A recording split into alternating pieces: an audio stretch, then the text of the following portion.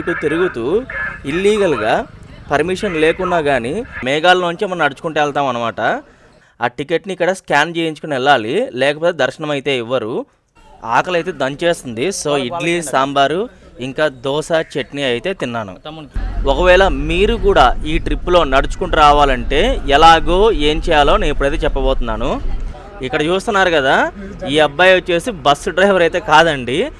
150 కిలోమీటర్లు నడిచిన తర్వాత మన కాళ్ళు అయితే ఇలాగ మామిడి పనులు లాగైతే అయిపోయాయి. ఇంకో 100 కిలోమీటర్లు నడుచుంటే ఏకంగా కలింగర పనులు అయిపోయేది. హాయ్ ఫ్రెండ్స్, అందరూ బాగున్నారా? మన 100 రోజుల సోలో ఇండియా ట్రిప్లో భాగంగా డే 5 డే 6 ఏం జరిగిందో ఈ వీడియోలో అయితే చూడబోతున్నారు. మనం ఇప్పుడైతే శ్రీనివాస మంగాపురంలో ఉన్నాము. ఉదయాన 4:30కి నిద్ర లేచి 5 గంటలకల్లా రెడీ అయిపోయేసి నడకైతే మొదలు పెట్టాము. ఇక్కడ శ్రీనివాస మంగాపురం నుంచి శ్రీవారిమెట్టుకి వెళ్ళడానికి 6 కిలోమీటర్లు అయితే టైం ఉంటుంది. ఇందాక చూసారు కదా, ట్రాఫిక్ అంతా స్టక్ అయిపోయింది. ఇలా నడుచుకుంటూ వెళ్ళే వాళ్ళకు కూడా టికెట్లు దొరకాలనేసి దర్శనం టికెట్లు దొరకాలనేసి ట్రాఫిక్ని అయితే అక్కడ 5:30 వరకు అయితే స్టాప్ చేస్తారు. 5:30కి వాళ్ళు అక్కడ ట్రాఫిక్ వదులుతానే శ్రీవారిమెట్టు దగ్గరికి వాళ్ళు 6 గంటలకు అయితే వస్తారు. ఇప్పుడు టైం వచ్చేసి దాదాపు 5:20 అవుతుంది. ఇంకా దాదాపు మనం 4 కిలోమీటర్లు నడవాలి శ్రీవారిమెట్టు చేరుకోవాలంటే. మనకు టైం మాత్రం కొద్దిసేపే ఉంది. ఆ వెహికల్స్ మనకంటే ముందైతే వెళ్ళిపోయాయంటే మనకైతే టికెట్లు దొరకవు. ఇక్కడ చూసారు కదా, ట్రాఫిక్ ఆపినా కానీ కొన్ని బైక్లలో అయితే వెళ్తూ ఉన్నారు. వీళ్ళు వచ్చేసి లోకల్ బైక్స్ అనమాట. వీళ్ళు ఏం చేస్తారంటే అటు ఇటు తిరుగుతూ ఇల్లీగల్గా పర్మిషన్ లేకున్నా కానీ మిమ్మల్ని అక్కడ డ్రాప్ చేస్తామనేసి అయితే చెప్తా ఉంటారు. మొత్తానికి అయితే శ్రీవారిమెట్టు దగ్గరికి అయితే వచ్చేసాము. కరెక్ట్గా శ్రీవారిమెట్టు దగ్గరికి వచ్చేసరికి అప్పుడే ట్రాఫిక్ అయితే రావడం స్టార్ట్ అయిపోయింది. ఇక్కడ చూస్తున్నారు కదా, వీళ్ళందరూ మనకంటే ముందు క్యూలో వచ్చిన వాళ్ళు అనమాట. ఇప్పుడే అయితే దర్శనం టికెట్ అయితే తీసుకున్నాను. దర్శనం టికెట్ కాస్ట్ అయితే ఫ్రీనే. ఇక్కడ నుంచి శ్రీవారిమెట్టుకి అయితే వెళ్తూ ఉన్నాము. ఇక్కడ చూసారా వ్యూస్ ఎలా ఉన్నాయో, అదిరిపోయాయి కదా. ఇప్పుడు టైం అయితే 7 అవుతా ఉంది. ఇక్కడ కనిపిస్తూ ఉంది కదా, ఇదే శ్రీవారిమెట్టు స్టార్టింగ్ పాయింట్ అనమాట. ఇక్కడ పైకి చూస్తే అదే మనం ఎక్కాల్సిన కొండ. ఆ కొండపైకి ఎక్కామంటే తిరుమల వచ్చేస్తుంది. అక్కడ చూసారా మేఘాలు ఎలా ఉన్నాయో, ఎంత కింద ఉన్నాయో. అక్కడికి వెళ్ళేసి ఆ మేఘాల్లోంచి మనం నడుచుకుంటూ వెళ్తాం అనమాట. నడుచుకుని వెళ్ళేటప్పుడు అయితే కొంచెం వాటర్ అయితే పట్టుకుంటాను, ఎందుకంటే చాలా స్వచ్ఛమైన వాటర్ కదా, బాగుంటాయి. ఇక లేట్ ఎందుకనేసి దేవుని దగ్గరికి అయితే వెళ్ళేసి ఫస్ట్ మెట్టు దగ్గర దేవునికి ఒక నమస్కారం పెట్టేసి అయితే స్టార్ట్ చేశాను. మనం మొత్తం ఎక్కాల్సిన మెట్లు అయితే 2388. ఇప్పుడు దాకైతే 300 స్టెప్స్ అయితే ఎక్కాము. ఇంకా మిగిలిన వచ్చేసి 2088 స్టెప్స్ అయితే ఉన్నాయి. మొత్తం స్టెప్స్ ఎక్కడానికి దాదాపు 2.5 గంటల నుంచి 3 గంటలు అయితే పడుతుంది. ఇప్పుడే 700 స్టెప్ దగ్గరికి అయితే వచ్చేసాము. ఒకప్పట్లో అయితే ఈ కోతులు చాలా రేర్గా కనిపించేవి, కానీ ఇప్పుడు మాత్రం ఊర్లలో కూడా వచ్చేస్తూ ఉన్నాయి.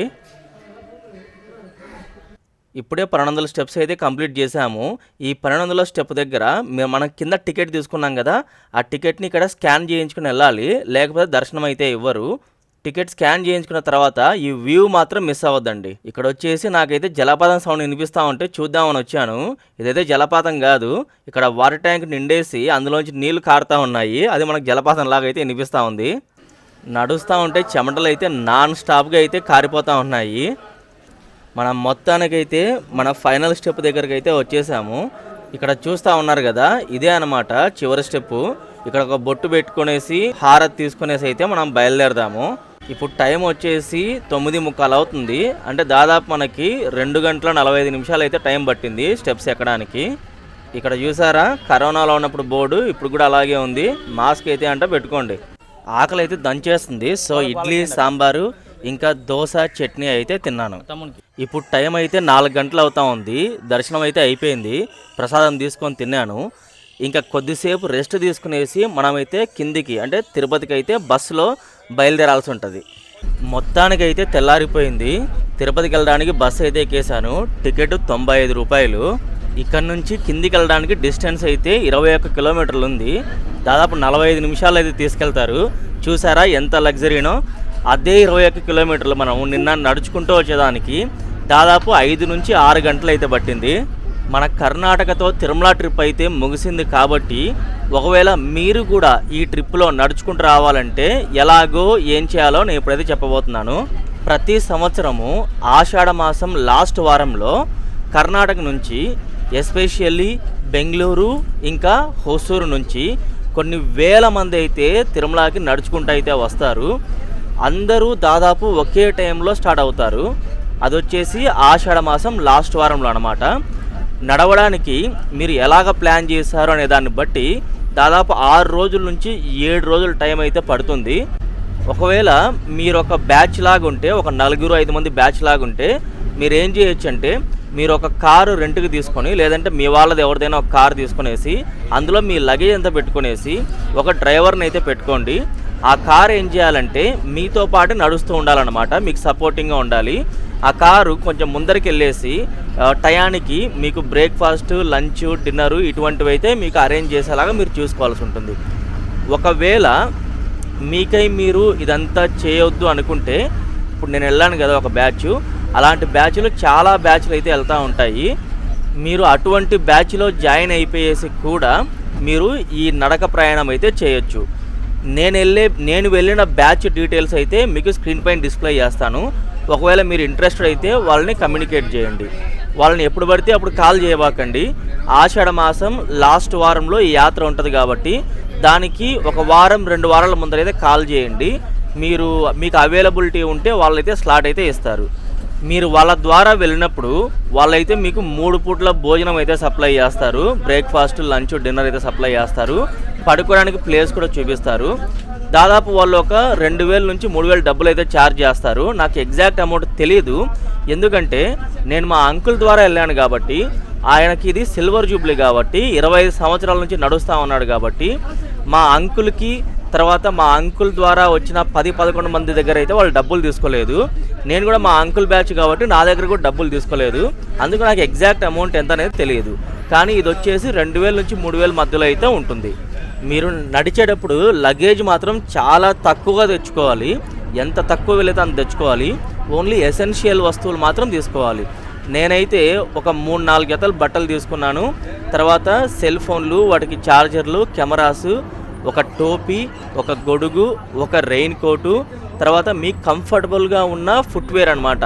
అది చెప్పులు కావచ్చు, షూస్ కావచ్చు, ఏదైనా సరే మీకు ఏది కంఫర్టబుల్ అయితే అవి మాత్రమే వేసుకోవాలి. ఇంకొకటి, మనము యాత్ర మొదలు చేయబోతున్నాం కదా అనేసి కొత్త చెప్పులు కానీ కొత్త షూలు కానీ తెచ్చి వాటిని అయితే మనం యాత్ర చేసేటప్పుడు వేసుకోకూడదు. ఎందుకంటే అవి కాళ్ళని కరిచేస్తాయి. సో మీరు యాత్ర మొదలు పెట్టడానికి కనీసం 1 నెల రోజుల ముందు ఈ చెప్పులు కానీ షూలు కానీ తెచ్చుకొని వాటిని అయితే వాడాలి. అప్పుడు అవి మీ కాళ్ళకి సెట్ అవుతాయి. ఇంకొక ముఖ్యమైన విషయం ఏంటంటే, ఈ యాత్ర స్టార్ట్ అవడానికి 1-2 వారాల ముందు నుంచి అయితే మీరు ప్రతిరోజు 5 నుంచి 10 కిలోమీటర్లు అయితే వాకింగ్ ప్రాక్టీస్ చేయాలి. లేదంటే ఇక్కడికి వచ్చిన తర్వాత చాలా కష్టం అయిపోతుంది. శ్రీనివాసం కాంప్లెక్స్ అనేసి బస్ స్టాండ్ పక్కనే ఉంటుంది. ఇక్కడ భక్తులకి లాకర్లు, బాత్రూమ్లు, స్నానం చేయడానికి ఇంకా గదులు అయితే అవైలబుల్లో ఉంటాయి. నేనైతే ఇక్కడ ఒక లాకర్ తీసుకున్నాను.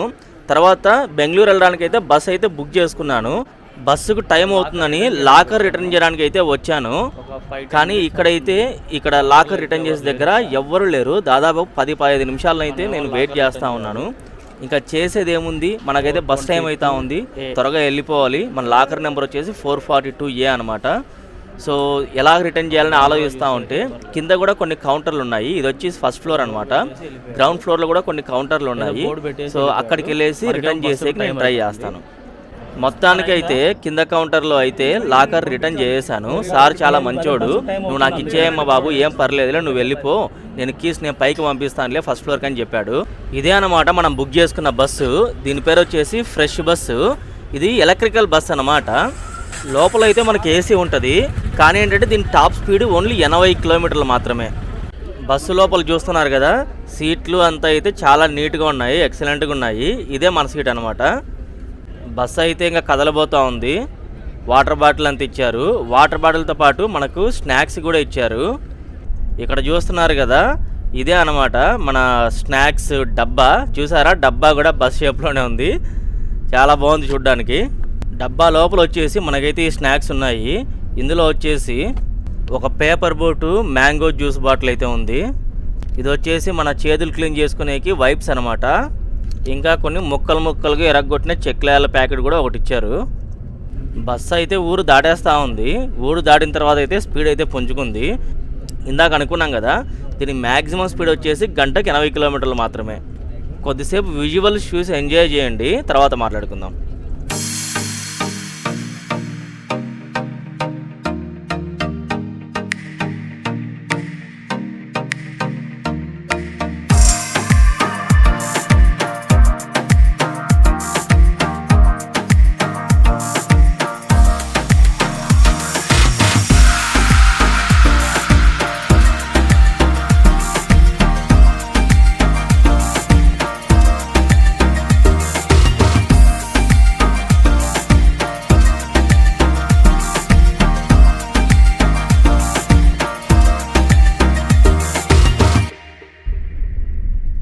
ఫస్ట్లో వెళ్తున్నప్పుడు అయితే ఈ పుస్తకం అయితే చదివాను. దీని పేరు వచ్చేసి ఇకిగాయ్ అనమాట.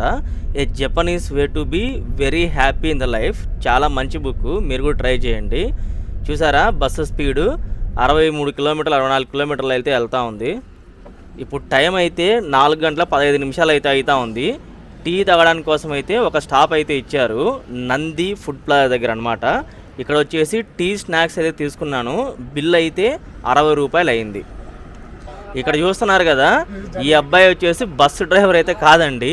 వీళ్ళు మనకి ఇక్కడ బస్సులో పరిచయం అయ్యారనమాట. కొంచెం పెద్దరబ్బాయిలు వీళ్ళు. సో నేను ఒకసారి వెళ్ళి డ్రైవ్ చేయాలని ట్రై చేస్తా అని చెప్పి సీట్లో కూర్చొని స్టీరింగ్ని అయితే తెగ తిప్పేశాడు. దాని తర్వాత వాళ్ళు నన్ను కూడా లాస్ట్లోకి వచ్చి మాతో పాటు కూర్చో బ్రో, మనం కొంచెం మాట్లాడుకొని ఎంజాయ్ చేద్దామని చెప్పారు. నేను కూడా సరే పద బ్రో, నేను కూడా జాయిన్ అయిపోతాను మీతో అనేసి వాళ్ళ దగ్గరికి అయితే వెళ్ళేసి వాళ్ళతో కూర్చొని అయితే ఒక అర్ధగంట పైన బాగా మాట్లాడాము. దాని తర్వాత వచ్చేసి నా సీట్లోకి వచ్చేసి మళ్ళీ తిరిగి కూర్చున్నాను. మొత్తానికి అయితే మన స్టాప్ అయితే వచ్చేసింది హొస్కోట. ఎక్కడైతే మొదలు పెట్టామో మళ్ళీ అక్కడికి వచ్చి దిగేస్తున్నాం అనమాట. బ్రదర్కి ఒక థ్యాంక్స్ చెప్పేసి నేనైతే దిగాను.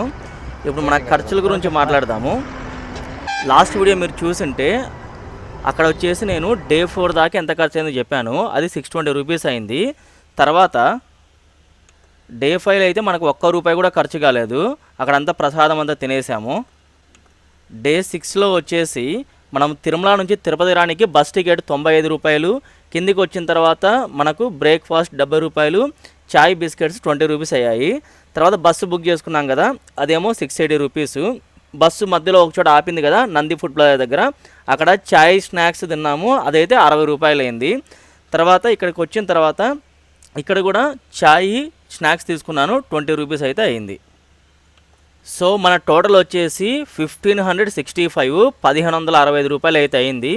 తర్వాత మన శ్రీ లక్ష్మీ వెంకటేశ్వర సేవా సమితి వాళ్ళు మన దగ్గర అయితే ₹1 కూడా తీసుకోలేదు. ఎందుకంటే 25 ఇయర్స్ మన అంకుల్ కంటిన్యూస్గా నడిచిన దానికి హానర్గా వాళ్ళు మనకి మన అంకుల్లో ఉన్న బ్యాచ్ వాళ్ళ దగ్గర ఎవరి దగ్గర అయితే ₹1 తీసుకోలేదు. సో మన టోటల్ ఖర్చు వచ్చేసి ₹1,565. 150 కిలోమీటర్లు నడిచిన తర్వాత మన కాళ్ళు అయితే ఇలాగ మామిడి పనులు లాగా అయితే అయిపోయాయి. ఇంకో 100 కిలోమీటర్లు నడిచుంటే ఏకంగా కలింగర పనులు అయిపోయేది. మీరు ఇప్పటిదాకా చూసారంటే మీకు ఖచ్చితంగా వీడియో నచ్చే ఉంటుంది. So please like my video, subscribe to my channel and enable bell notifications. Thank you.